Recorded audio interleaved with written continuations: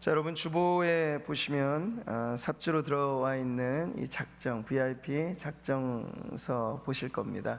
우리 말씀 듣고 이 부활의 영광스러운 이 날을 기념하여서 우리가 잃어버린 한 영혼 찾는 그런 소중한 작정 시간을 갖도록 하겠습니다.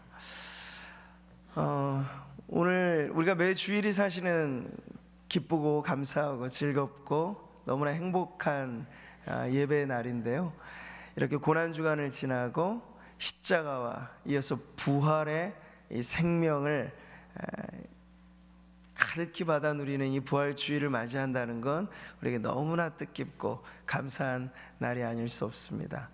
오늘 이때 함께 나온 우리 성도님들 주 안에서 서로 교제하시고 또 주님께서 주신 은혜를 함께 나누시는 그런 축복이 넘쳐나시기를 바랍니다.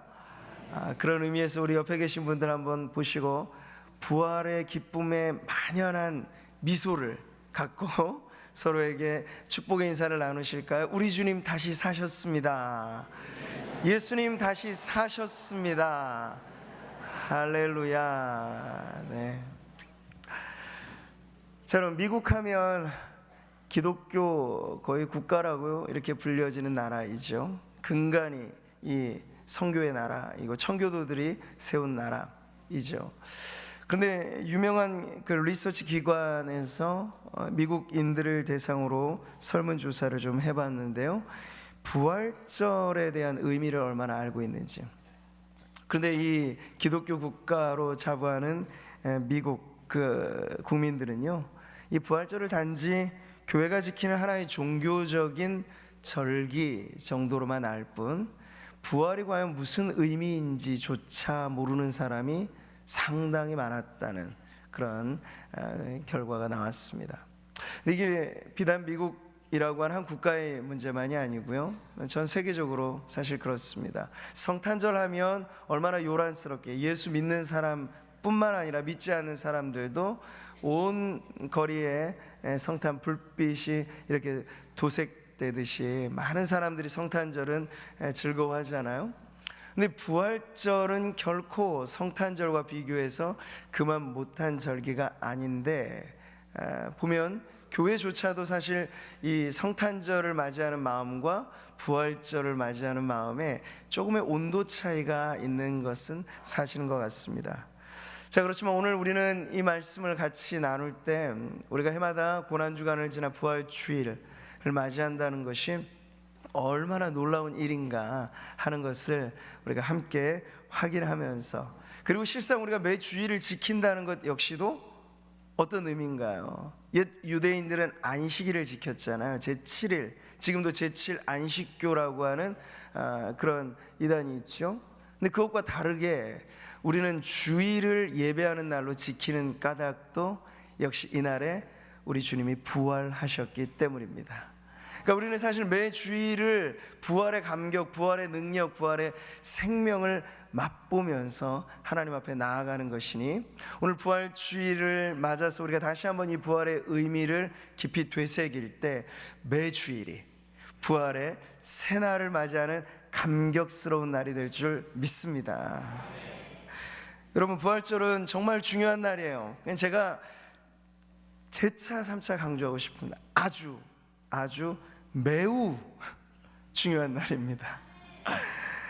왜냐하면 예수 그리스도의 이 부활, 역사적인 사건에 기초하여 기독교가, 우리의 신앙이 존재하기 때문이에요. 바울이 이렇게 말합니다.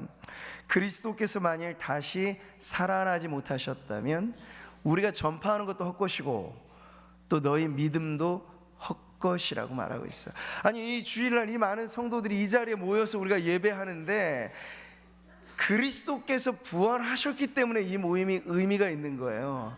그렇지 않으면 오늘 성경의 말씀대로 하자면 그리스도의 부활이 없었다면 우리가 주일 아침 이렇게 이곳에 모일 이유가 사실은 없는 거예요. 산으로 들러 좋은 구경 가시라고 하는 게 더 나을지 모르겠어요. 그런데 예수님의 부활이 역사적인 사실이기 때문에, 우리는 그 사건을 믿기 때문에 주일날 우리의 최고의 관심사는 놀고 즐기는 것이 아니라 우리 하나님을 예배함으로써 우리의 영혼의 가장 큰 기쁨을 맛보는 것인 줄 믿습니다. 자, 우리의 신앙의 존재 여부가 바로 이 부활에 달려 있다는 거예요. 그러니까 십자가 고난 역시도 부활이 있기 때문에 우리가 지난 고난주간 한 주간을 의미 있게 보낸 것이죠. 부활이 없었다면 그냥 우리는 장송곡을 부르고 끝날 수밖에 없는 거예요. 여전히 사망 권세에 매여서 어쩔 수 없는 삶을 살아가는 거예요. 그런데 부활이 있기 때문에 십자가마저도 우리에겐 영광으로 다가오게 되는 것이죠. 자, 오늘 그런 날입니다. 부활 주일이라고 하는 건 우리에게 가장 영광스럽고 복된 날입니다. 오늘 이날 정말 우리에게 새 소망, 산 소망, 놀라운 축복이 예배하는 모든 성도님들에게 가득 넘쳐나시기를 축복합니다. 자, 그리스도의 부활을 전함에 있어 성경 전체가 사실 그 말씀을 증거하는데요, 서신서하고 복음서에 조금의 차이가 있습니다. 서신서는 주로 예수 부활이 갖고 있는 의미에 집중합니다. 부활의 교리를 우리에게 잘 가르쳐 줍니다. 이것도 매우 중요하죠. 그런데 복음서는 기술의 방식이 좀 달라요. 그 사건 자체를 강조합니다. 그러니까 사건이 있었기 때문에 이 사건의 의미도 있는 것이죠. 아무리 우리가 좋은 이야기를 꺼내도 그게 실화가 아니고 사실이 아니라고 하면 그냥 좋은 옛 이야기가 되는 거예요. 그런데 복음서, 사복음서 전체가 집중하는 건 마치 우리가 특종이 나타나면 어때요? 기자들이 파견이 돼서 언제 어디서 누가 어떻게 육하 원칙에 따라서 사건 보도문을 쓰잖아요. 복음서의 기술 방식은 그렇습니다. 부활에 관해서 우리에게 위대한 사건을 전해주는 그런 기술의 방식으로 우리에게 부활을 알려주는 것이죠. 자, 마태복음 28장을 우리가 읽었습니다만 그 27장 전 이야기는 바로 말하자면 주일 이전의 토요일, 그 침묵의 날이라고 말한 예수님께서 십자가 지시고 죽임을 당하시고 무덤에 안치되신 그런 날을 말합니다. 자, 당시에 많은 사람들이 이미 십자가 지시기 전에 예수님께서 부활을 예고하신 것이 있기 때문에 이것에 대해서 염려를 가졌던 것 같습니다.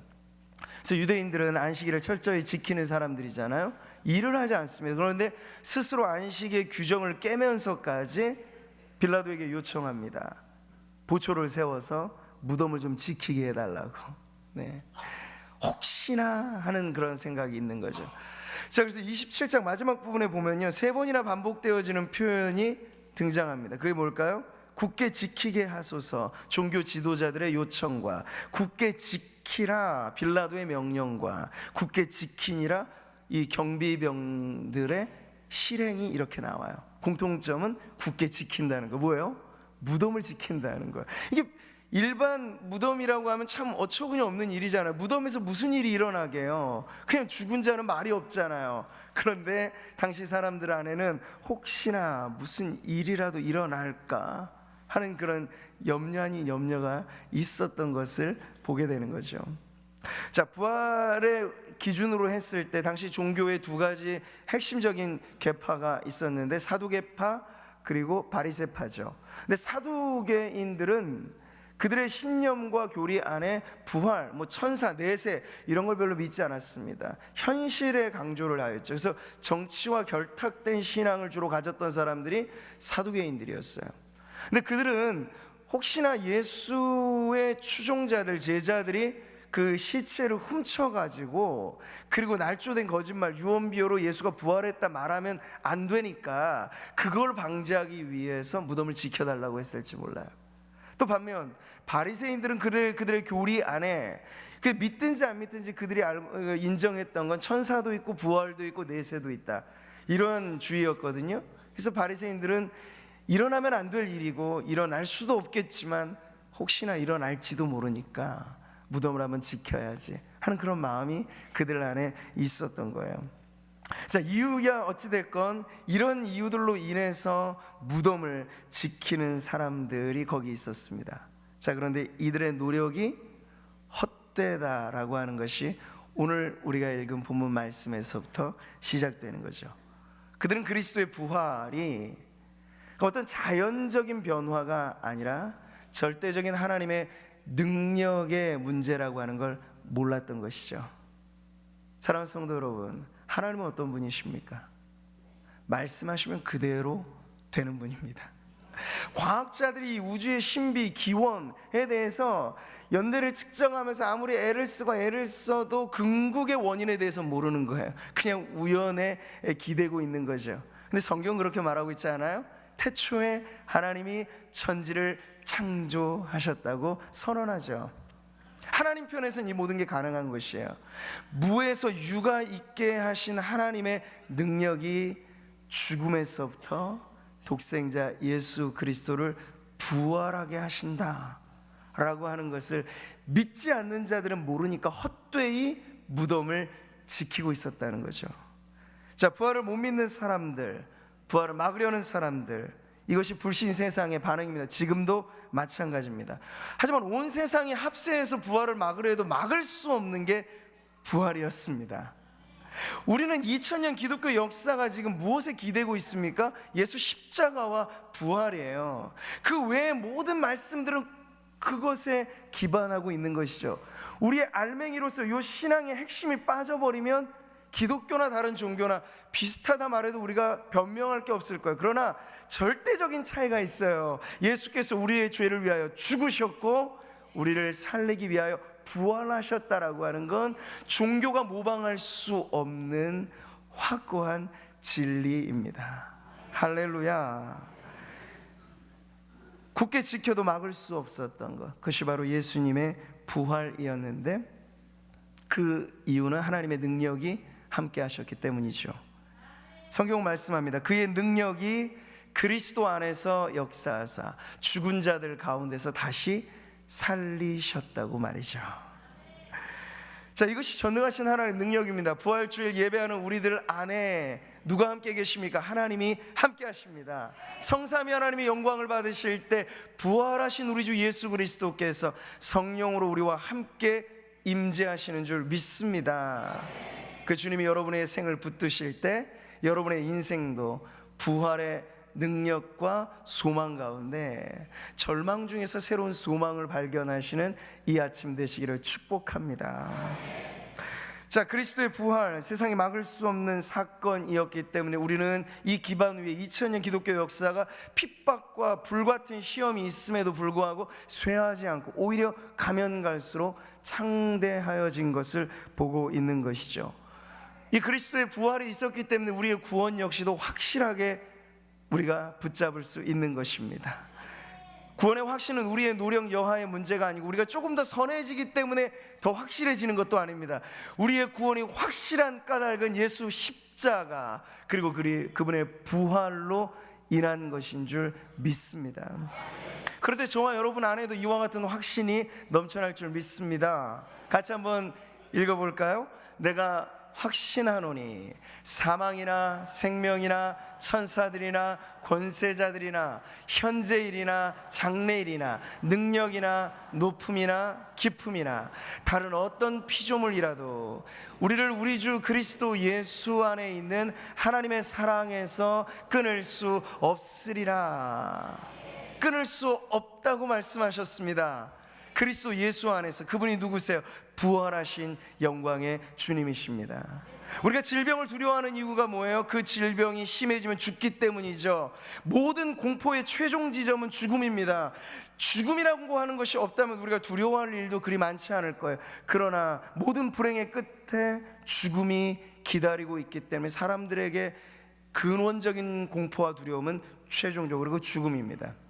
근데 예수님의 부활은 사망의 권세를 깨뜨리신 사건이에요. 사망을 이기신 승리라고요.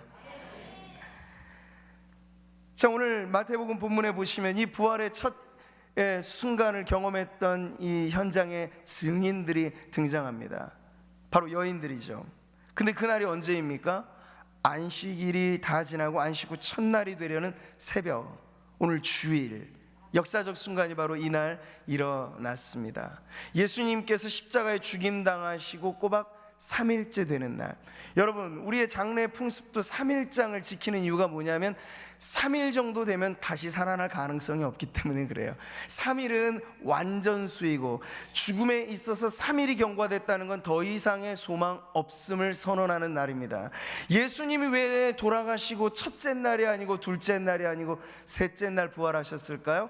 완전한 사망 선언, 절대적인 절망의 순간 주님은 이것을 깨고 새로운 소망을 일으키셨다라고 하는 걸 만천하에 알리기 위함인 것이죠.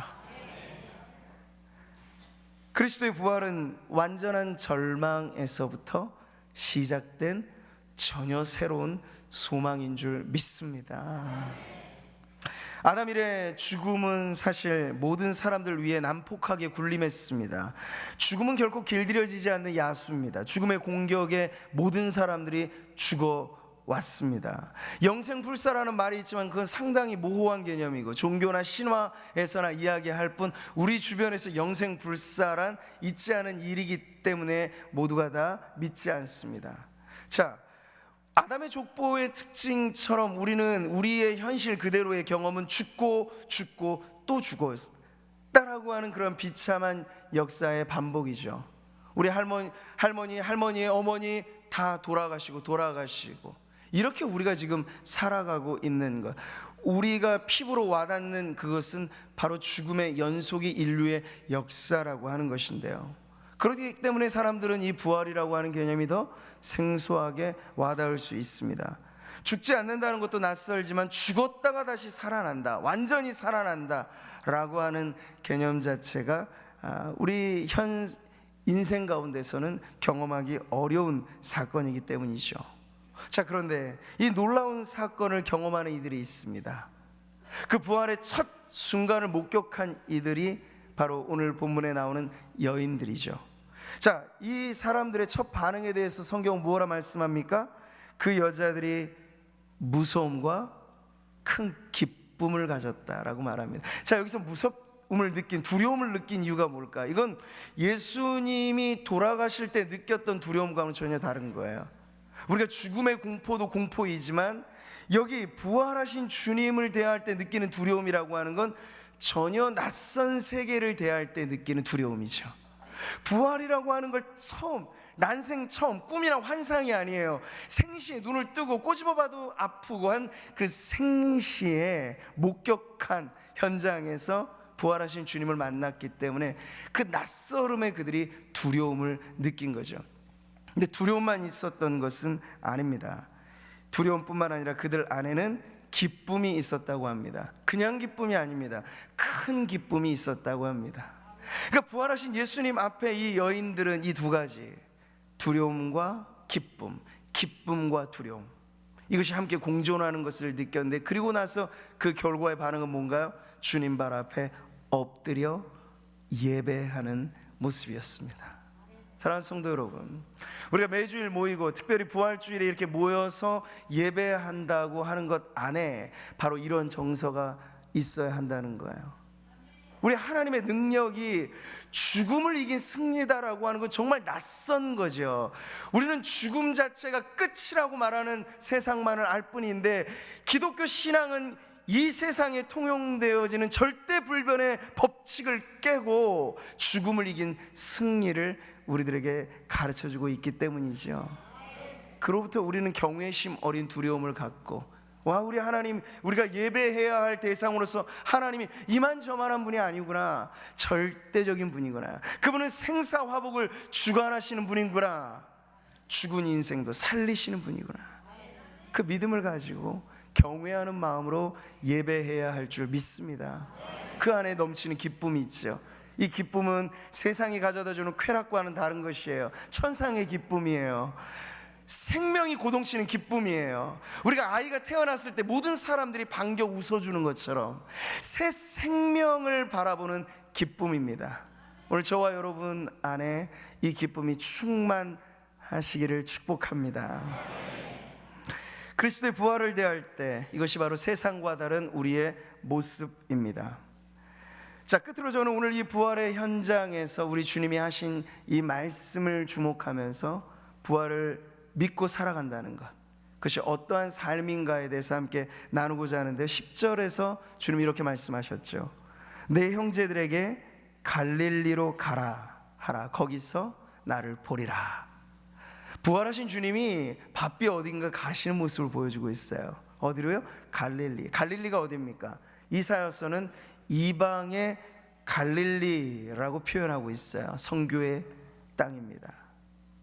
그리고 이 갈릴리는 예수님의 초기 사역이 집중된 곳입니다. 사역의 땅입니다. 이 갈릴리는 어부들이 부름받은 땅이에요. 소명의 땅입니다. 부활하신 주님이 바삐 가시는 그곳, 우리는 거기서 주님의 모습 속에서 무엇을 발견합니까? 주님은 부활하셔서 그저 전시장에 나 부활했음 하고 전시된 분이 아니에요. 그분은 여전히 역사하시는 분입니다. 살아서 역사하시는 분입니다. 특별히 무엇을 위해서? 우리의 구원을 위해서. 성경 말씀합니다. 같이 읽어볼까요? 죽으실 뿐 아니라 다시 살아나신 이는 그리스도 예수시니 그는 하나님 우편에 계신 자요 우리를 위하여 간구하시는 자신이라. 부활하신 주님이 지금도 하시는 일이 있어요. 우리를 위하여 간구하시고 우리의 구원을 위하여 역사하시고, 네, 그냥 부활하였기 때문에 영광스러운 자태로 뽐내시는 게 아니라 여전히 신실하게 일하시는 예수 그리스도의 모습을 우리들에게 보여주고 있습니다.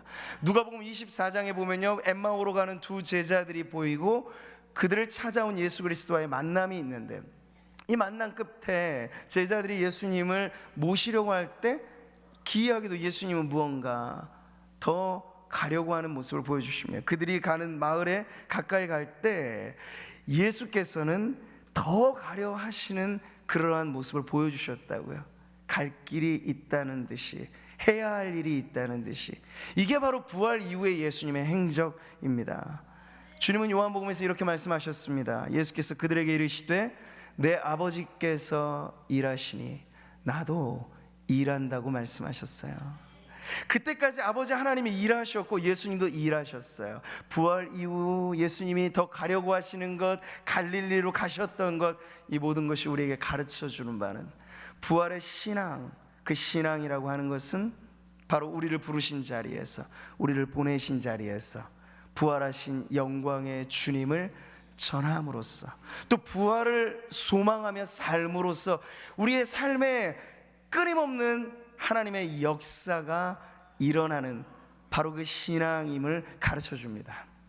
우리 성도님들의 삶에 부활하신 영광의 주님이 함께 하셔서 지금까지도 일해 오셨고 지금도 역사하시는 우리 주님과 더불어서 우리의 삶 역시도 부활의 벅찬 감격을 예배당 안에서만 맛보고 끝이 아니라 우리를 부르신 부름의 자리에서, 그리고 우리를 보내시는 그 파송의 자리에서 부활의 영광을 나누고 전하고 즐거워하는 그런 삶을 살아가시기를 주님의 이름으로 축복합니다. 부활의 새날을 맞이하는 우리 안에 새로운 소망이 넘쳐납니다.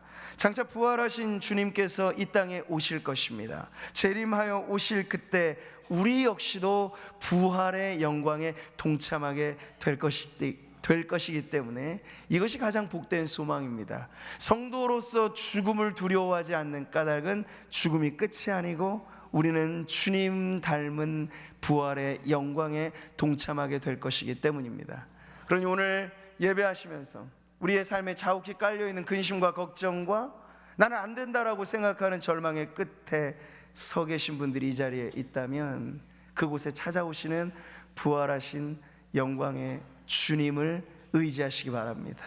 전에 없이 새로운 소망이 우리 안에 움돋고 부활의 능력이 우리와 함께 함으로 저와 여러분의 가는 발걸음 닿는 곳마다 이 소망의 행진이 이어지는 우리 사랑하는 모든 성도님들 되시기를 주님의 이름으로 축복합니다. 할렐루야. 자, 우리 시간에 같이 한번